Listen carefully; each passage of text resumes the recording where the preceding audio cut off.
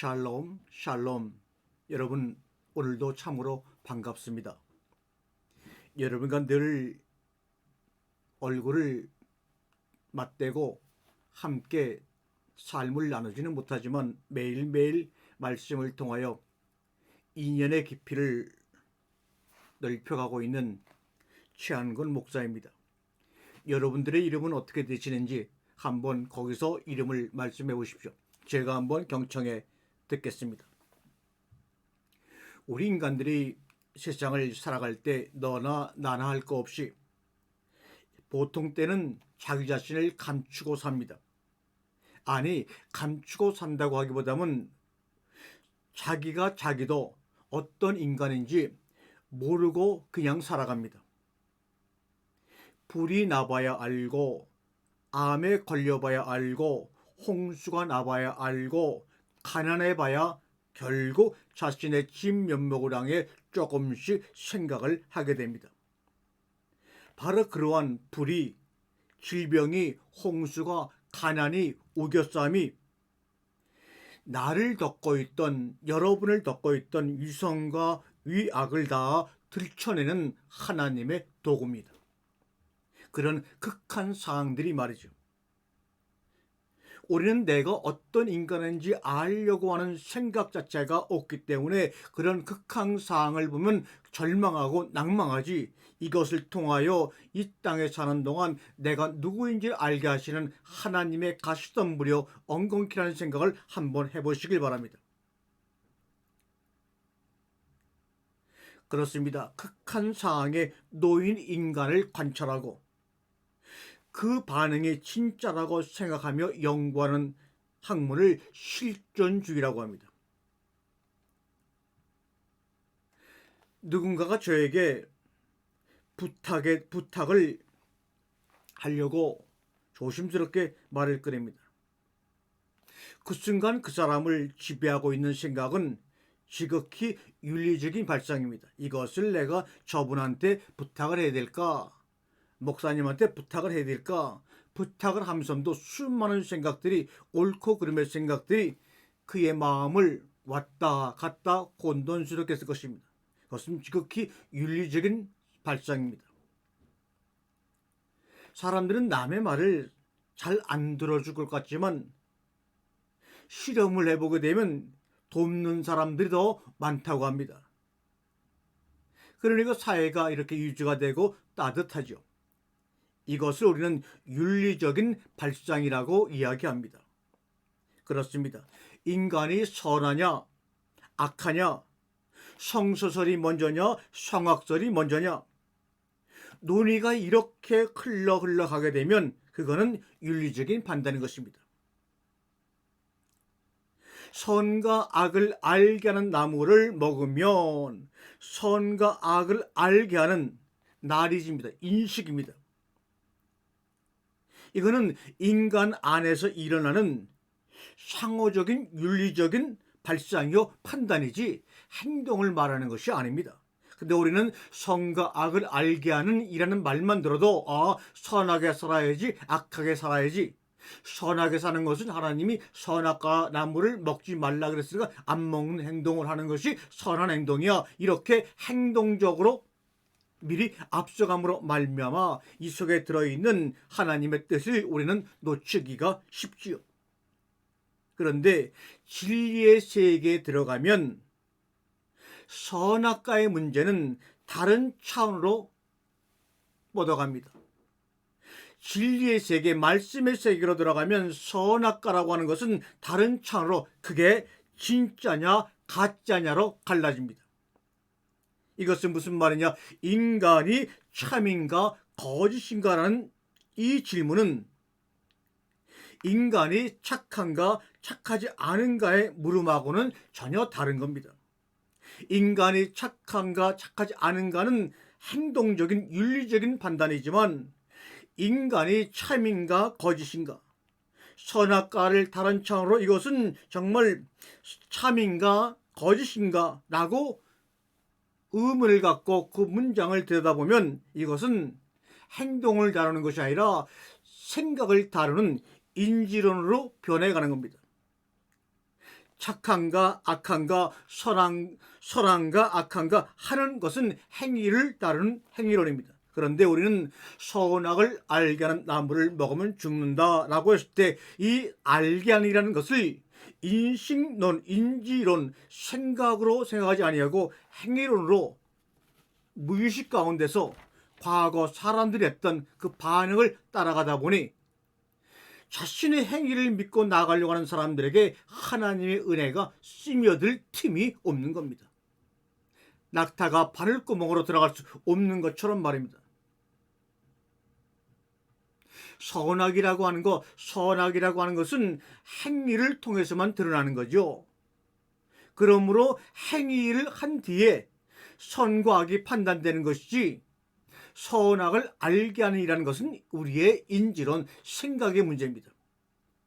선악을 알게 하는 나무를 먹으면 이라고 했을 때 그 문장을 가지고 하나님과 우리 사이에 질의응답이, 소통이 시작되는 출발점이라는 것을 놓치고 그냥 에덴 동산에서 하나님이 말씀하신 선의 의미, 하나님이 말씀하신 악의 의미, 하나님이 말씀하신 참의 의미, 거짓의 의미도 전혀 생각해 보지도 아니하고 여쭤보지도 아니하고 그저 자기 행동으로 능동적으로 나아가려고 했던 그 행위가 바로 죄가 아닌가요? 그러므로 창세기 2장 11절에 선과 악을 알게 하는 이것은 우리의 행위를 말하고자 하는 것이 아니고 우리에게 행위를 요구하는 것이 아니고 행위 이전에 생각을 다루고 있는 겁니다. 선악을 알게 하는, 그럼 알게 되면 결국 알게 하는 그 나무는 결국 무슨 나무입니까? 사람을 살리는 나무가 아니라 죽게 하는 나무입니다. 그러니 당연히 먹으면 죽는 것이죠. 불순종했기 때문에 먹으면 죽는 것이 아니라 죽게 하는 나무이기 때문에 그것을 먹으면 당연히 죽는 겁니다. 그런데 우리도 모르는 사이에 어거스틴 이후 많은 사람들이 교부들의 교리와 교조와 많은 사람들의 그 믿음의 이야기를 가지고 착한가 악한가, 선과 악을 착한가 악한가 행위로 알아버렸습니다. 그래서 이 말씀을 저주요 심판의 언어와 명령으로 받아들여서 우리는 지금까지 왔습니다.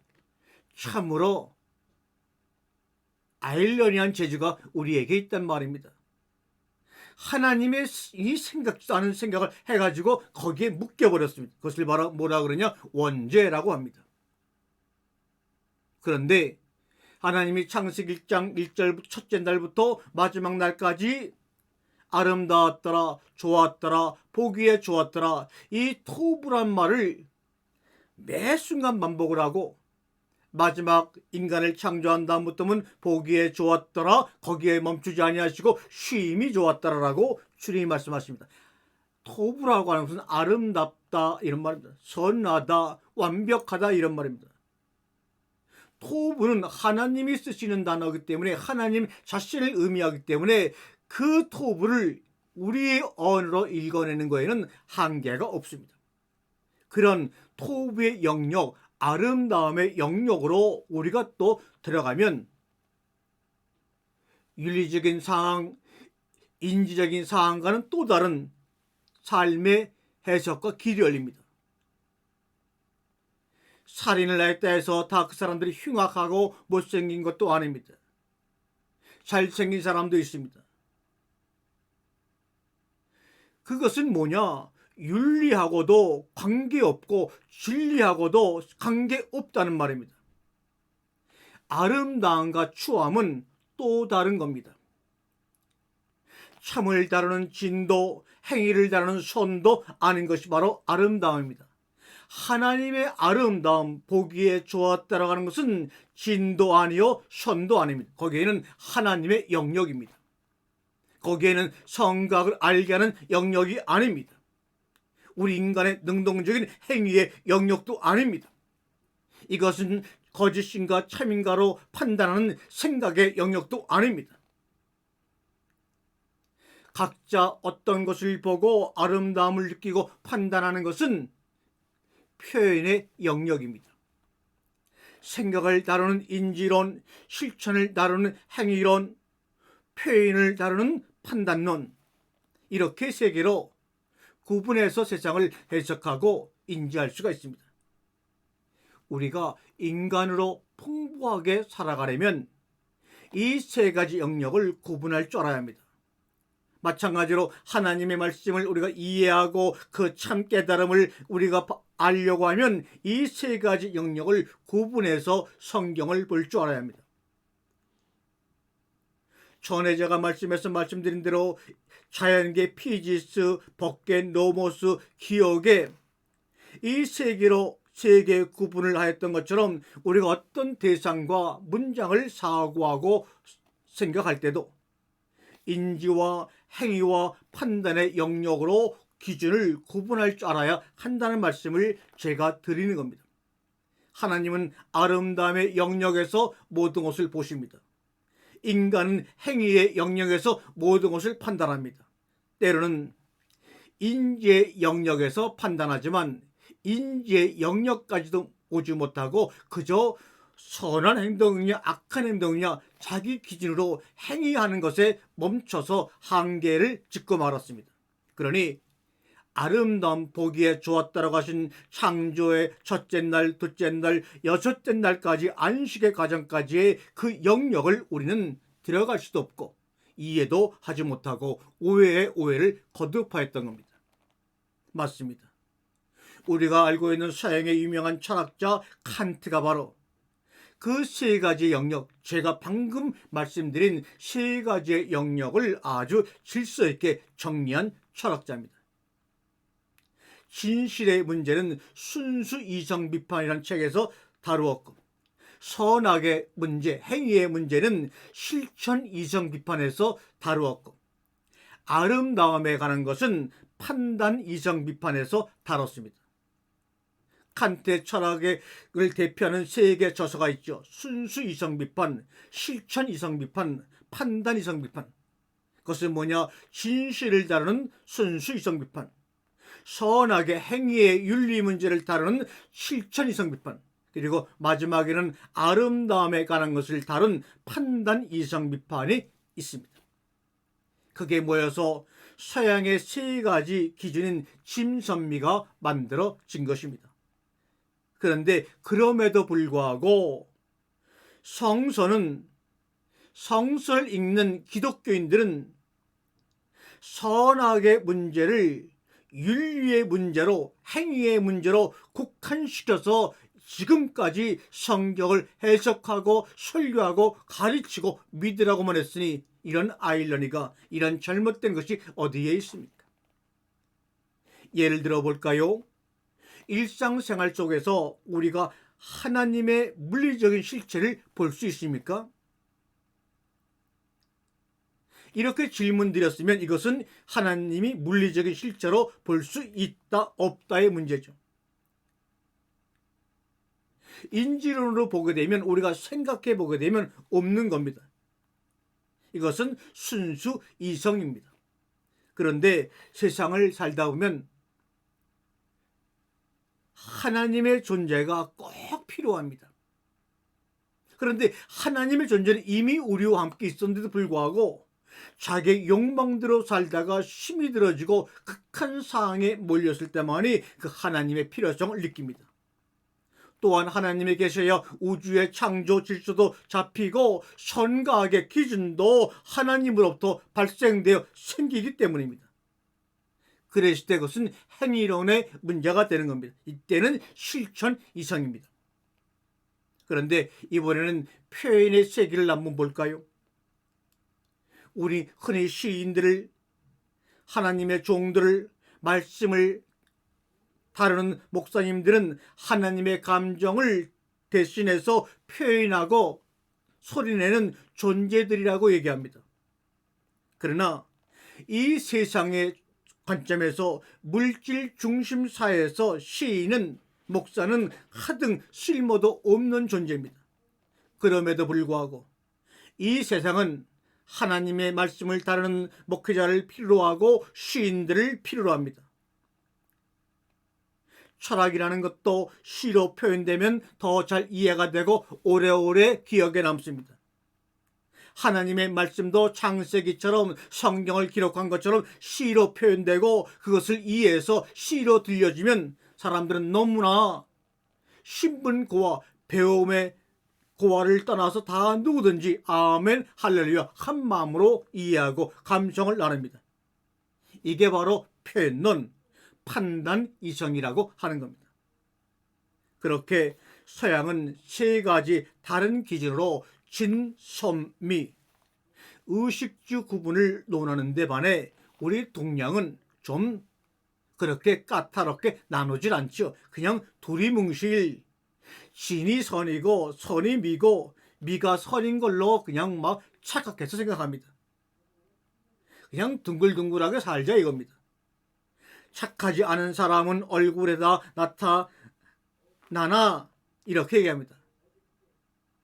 진선미를 하나의 개념으로 뭉뚱그려 보는 겁니다. 심지어 진선미를 서로 갈등시켜서 진선미를 1등, 2등, 3등으로 등수를 가려내는 그러한 일을 서슴지 않고 합니다. 다시 말씀드리지만 참과 거짓의 세계, 선악의 세계, 아름다움과 추함, 미추의 세계는 다 그 범주와 영역이 다른 겁니다.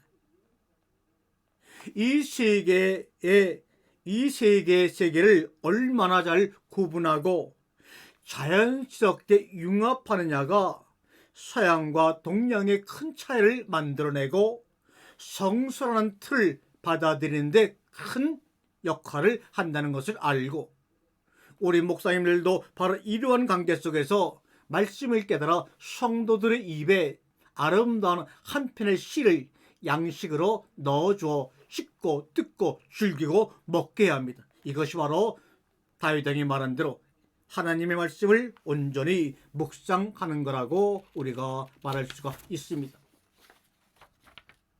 그런데 사람마다 진선미 중에서 어떤 가치를 우선하는지 또 사회마다 어떤 가치를 우선하는지 선별해 보는 것도 흥미롭다는 생각이 들지 않으십니까?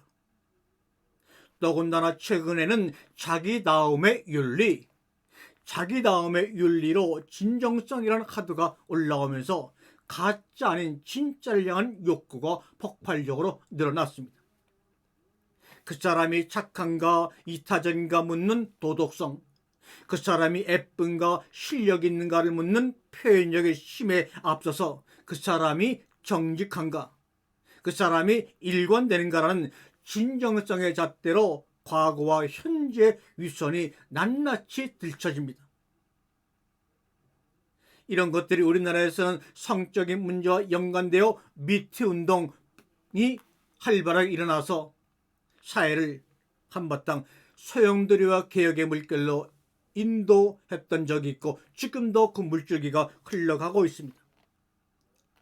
착하지 않아도 죄책감을 느끼지 않고 예쁘지 않아도 개성으로 긍정하며 그 다름의 값을 치러야 한다면 기꺼이 타인의 미움까지도 감수하겠다는 용기 있는 사람들이 하나 둘 나와야 합니다. 특별히 교회 안에서는 말입니다. 진짜 나로 살기로 결심한 사람들, 참 자기를 거부하는 거짓의 세계에서 빠져나온 스마트한 개인들이 사는 세상, 점차 이 세계는 그렇게 신의 세계를 중심으로 수만 가지의 바코드의 선과 미를 새롭게 재배열하며 날날이 팽창하고 있는지도 모릅니다. 사랑하는 성도 여러분, 저는 글을 쓸 때나 이렇게 말씀을 나눌 때 저는 먼저 관심을 갖고 깊게 오랜 시간 관찰하고 그런 가운데 생기는 관계 속에서 이 세 가지를 늘 순환적으로 반복하며 하나님의 말씀을 스토리로 만들어 왔습니다. 그리고 나눴습니다. 관심을 갖게 되면 당연히 관찰하게 되고 관찰하게 되면 관찰하는 대상과 내가 친밀한 관계가 생깁니다. 그럴 때 스토리, 아름다운 시의 이야기가 만들어집니다. 이 시간도 그렇게 하여 계속 관계가 이어져 가고 있는 것이고요.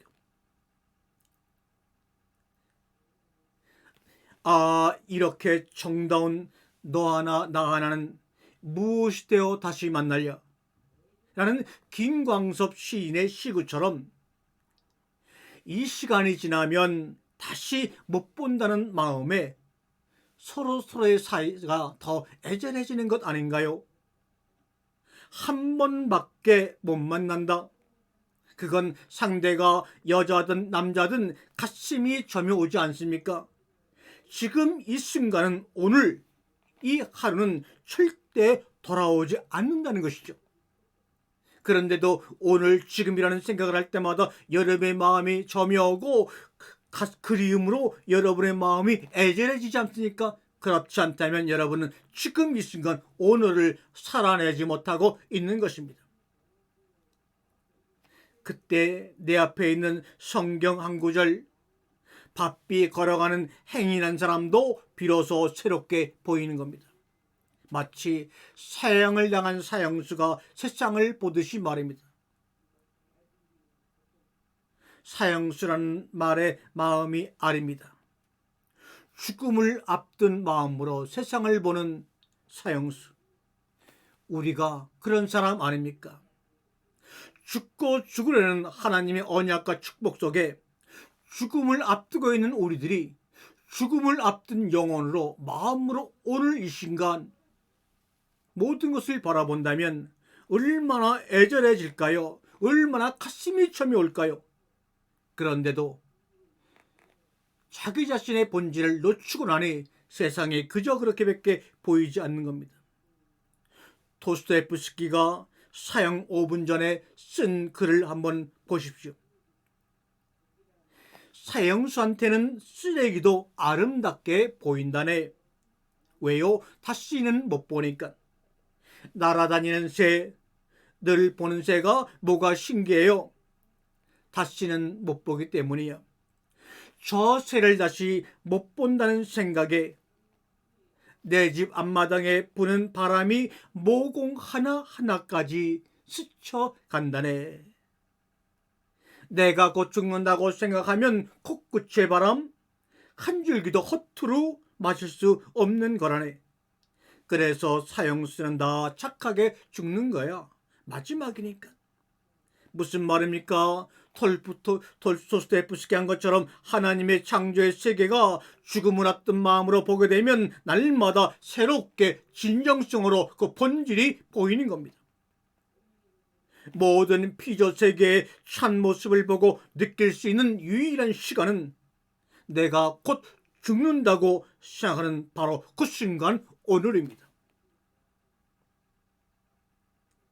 제가 깨달음이라는 이야기를 했었지요. 평소에 알던 것과 몸으로 깨달아지는 것은 다르다고 말씀드렸지요. 너와 나 사이에 보이지 않는 얇은 벽이 있다고 제가 얘기했던 거 기억하시는 분 계신가요? 그런데 그 벽이 딱 바늘구멍만큼 뚫리는 순간이 있습니다. 그거는 타자와 너와 내가 하나가 되는 흔치 않은 순간이 생깁니다. 목사님, 그러면 그 너와 내가, 타자와 내가 하나 되는 흔치 않은 순간, 바늘구멍만큼 뚫리는 그 순간, 그 바늘구멍을 사랑이라 부르는 건가요? 어느 분이 질문했습니다. 그래요. 그것을 사랑이라 할까? 상호성이라 할까? 어떤 말도 좋습니다. 어린 날 흔들리는 말 위에서 젊은 날 스쳐가는 전차칸에서 불쑥 하나가 된 순간을 맛보는 것 같이 말입니다. 저는 사람들이 성경책을 읽거나 책을 읽는 이유가 두 가지라고 생각을 합니다. 하나는 내가 모르는 것을 발견하려고 읽는 사람들이 있고, 내가 아는 걸 확인하려고 읽는 사람이 있습니다. 대부분은 확인하려고 읽는 겁니다. 이미 알고 있는 사실을 이 사람도 이렇게 생각하다니 안심해도 되겠어. 이게 진리지. 내 생각이 맞았네. 라고 말합니다. 이 유튜브에 제 말씀에 나는 방송을 통하여 캐나다, 미국, 세계 각지에서 전화를 하는 분들이 계십니다. 목사님의 말씀을 들으니 내가 알고 있는 이 진리가, 이 믿음이 잘못된 것인가 어디 물어볼 데도 없어갖고 늘 고민했는데 말씀을 들어보니까 이거 내가 알고 있던 말씀이 진실이네요. 감사합니다, 목사님. 책뿐만 아니라 우리가 하나님 말씀을 듣는 것도 모르는 것을 발견하려고 하는 것이 아니라 이미 알고 있는 사실을 확인하려고, 검증하려고 듣는 분들이 많이 있습니다. 그런데 기억을 되살리는 것은 생각이 아닙니다. 그거는 그냥 상기한다 이러는 거죠. 이미 알던 것을 깨워서 흔드는 겁니다. 말씀이라는 것은 이미 태초 이전에 우리를 창조하시기 전에 우리 영혼 속에 집어넣어 줬던 그 소리를 흔들어 깨우는 것이 바로 뭡니까? 하나님의 말씀입니다. 그렇게 흔들어주는 역할을 합니다. 다시 말하면 머리를 진동시키는 겁니다. 다시 말하면 우리의 머리를 드러내고 하나님의 머리를 거기다 안치하는 겁니다. 그런데 거기에 반해서 오히려 머리를 굳게 만드는 책들이 있고 머리를 굳게 만드는 설교와 가르침이 남발합니다. 굳은 머리에 아예 콘크리트를 들어붙는 거지요. 알고 보면 참다운 창조의 성도들, 창조의 삶을 잘대로 인도하고 나누는 것이 아니라 콘크리트를 양생하는 거라고 볼 수가 있습니다. 그러한 일들이 21세기에도 각 처소에서 일어나고 있습니다. 주의 깊게 들어보면, 주의 깊게 보면 다 드러나는데 생각을 가지고 보지 않기 때문에 그냥 스쳐 지나가는 것이죠. 예수님이 이 말씀을 마치기 전에 자신의 이야기로 이 말씀을 마치면 어떻게 했느냐 말씀하셔서 제가 우리 예수님에게 마이크를 넘겼습니다. 얘들아 예수님 왈, 그러니 이제 이 방송을 듣고 여기까지 왔으니 내게, 나 예수에게 보편적인 것, 일반적인 것 말고 새로운 걸 물어볼 수 없니? 마음속에 감추었던 새로운 걸 물어볼 수 없니? 하면 꺼내 물어보렴. 나의 아이들아. 아멘.